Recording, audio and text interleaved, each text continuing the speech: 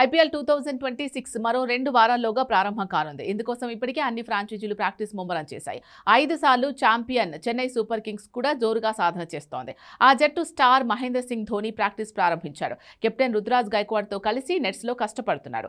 గత సీజన్లో పేలవ ప్రదర్శన చేసిన చెన్నై సూపర్ కింగ్స్ ఈసారి మెరుగైన ప్రదర్శన చేసి 6వ టైటిల్ను తమ ఖాతాలో వేసుకోవాలని భావిస్తోంది. ఈ నేపథ్యంలో మహేంద్ర సింగ్ ధోని జోరుగా సాధన చేస్తున్నాడు. ఈ మేరకు మహేంద్ర సింగ్ ధోని రుతురాజ్ గైక్వాడ్ బ్యాటింగ్ ప్రాక్టీస్ చేస్తున్న వీడియోను చెన్నై సూపర్ కింగ్స్ తన అధికారిక ట్విట్టర్ ఖాతాలో షేర్ చేసింది. ఇందులో మహేంద్ర సింగ్ ధోని తన వింటేజ్ షాట్లతో అలరించారు.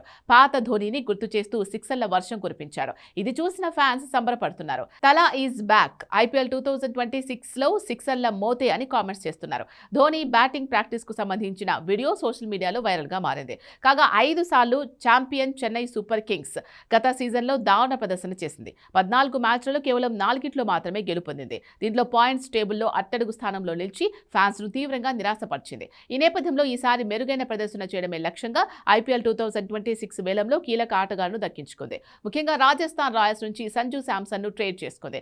ఐపీఎల్ 2026లో చెన్నై సూపర్ కింగ్స్ తన తొలి మ్యాచ్లో మార్చి 30న రాజస్థాన్ రాయల్స్తో తలపడనుంది. తొలుత ప్రకటించిన 20 మ్యాచ్ల స్కెడ్యూల్లో సీఎస్కే 4 మ్యాచ్లు ఆడనుంది.